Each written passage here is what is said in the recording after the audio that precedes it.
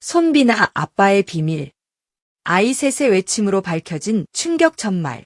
그날 강남의 한 호텔 결혼식장에서 벌어진 장면을 떠올려보면 누구든 잠시 숨을 멈췄을 것이다. 천장 가득 매달린 샹들리에가 황금빛 파동을 뿜어내고 피아노 선율이 절정으로 치솟으려는 찰나 사회자의 신부 입장 한마디가 공기 중에 매달린 바로 그 순간 문틈을 비집고 들어온 작은 그림자들이 예식장의 시간축을 통째로 비틀어 놓았다. 그리고 또렷했다. 어린 목소리 하나가 아니라 셋, 서로 다른 높이로, 서로 다른 떨림으로, 그러나 같은 단어를 불러냈다. 아빠 첫 울림이 유리잔을 깨우고, 둘째 울림이 하객의 숨을 얼어붙게 만들며, 셋째 울림이 예식장의 모든 카메라와 시선을 한 방향으로 틀어버렸다. 버진로드 위로 나비 넥타이를 맨 남자아이, 분홍 리본을 단 소녀, 그리고 엄마 치맛자락을 꼭 잡은 막내까지 세상의 작은 발이 주저없이 들어섰고 그 작은 입술이 다시 조금 더 또렷하게 외쳤다. 아빠. 그 아빠가 누구냐고? 오늘의 신랑, 손상만.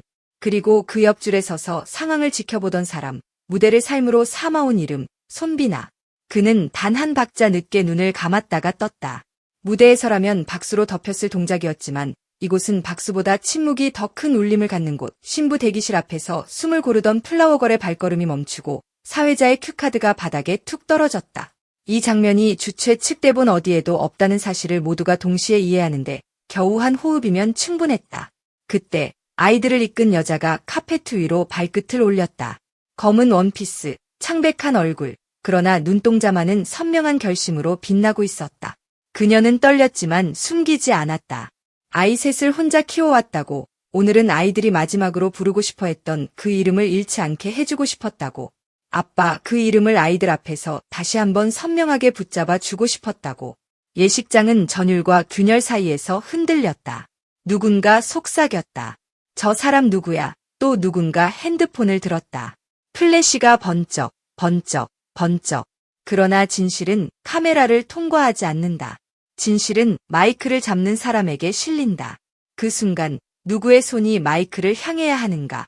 신랑, 신부, 사회자, 아니면 새 아이의 엄마? 모두의 머릿속에 다른 답이 번쩍였을 때 움직인 것은 비나였다.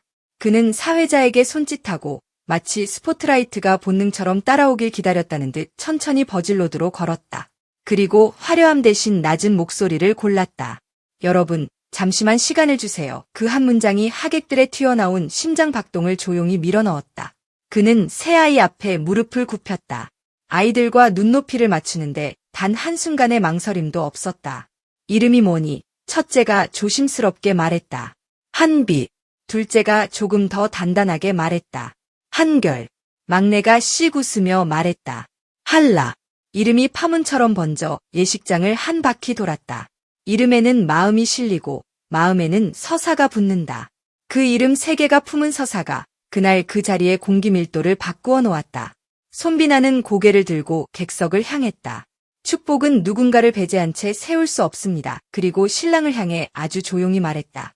아버지, 이제 말씀해 주세요. 모두가 신랑의 입술만 바라보았다.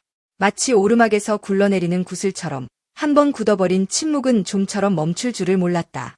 그러나 결국 신랑이 입을 열었다. 그의 손이 눈에 띄게 떨리고 있었고 그의 목소리는 오래된 시장 골목을 떠돌던 소년의 그림자를 데리고 나왔다.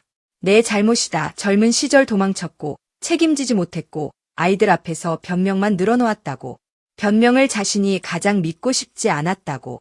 그 고백 한 줄에 여자의 눈에서 곱게 눈물이 흘렀다. 하객석 어딘가에서 한숨과 함께 흐느낌이 새어나왔다. 그러나 진실은 하나로 끝나지 않는다. 여자는 고개를 들고 덧붙였다. 오늘은 책임을 묻고자 온 게 아닙니다. 아이들이 아빠라는 단어를 잃지 않게 해주고 싶어서 왔어요. 그때 살짝 열린 신부 대기실 문틈 사이로 흰 드레스 자락이 조용히 흘렀다. 모든 시선이 핀처럼 그곳에 꽂혔다. 신부는 잠시 머뭇거렸다. 예식장의 공기 진폭이 다시 커졌다. 비나는 그 문을 향해 깊이 인사했다. 그리고 또박또박 말을 이었다.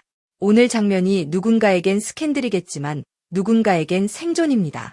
가족이든 사랑이든 가장 낮은 곳에서 다시 시작할 수 있다는 것을 저는 무대에서 배웠습니다. 마이크가 작은 피드백을 내고 사라졌다.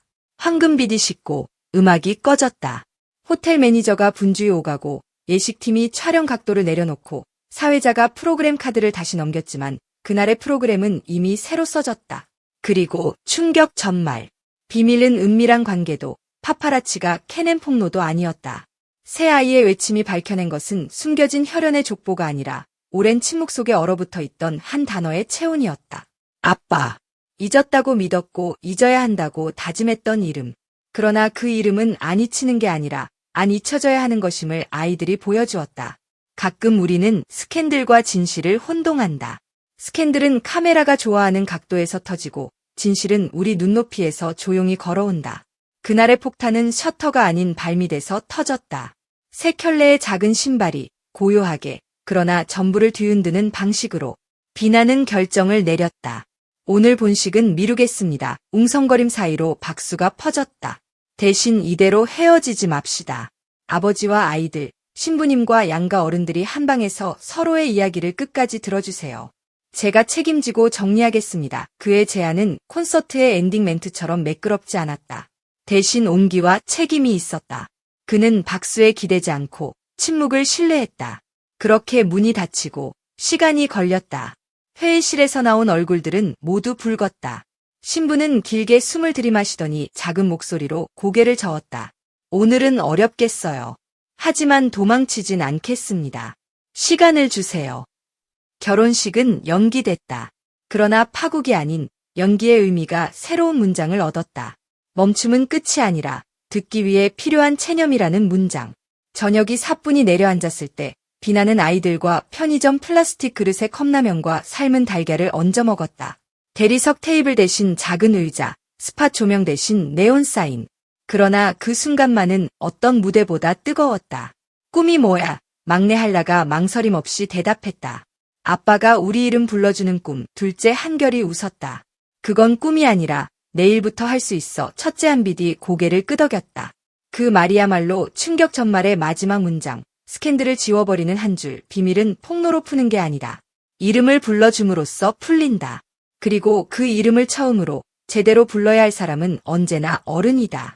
우리는 때로 책임을 법정의 언어로만 생각한다.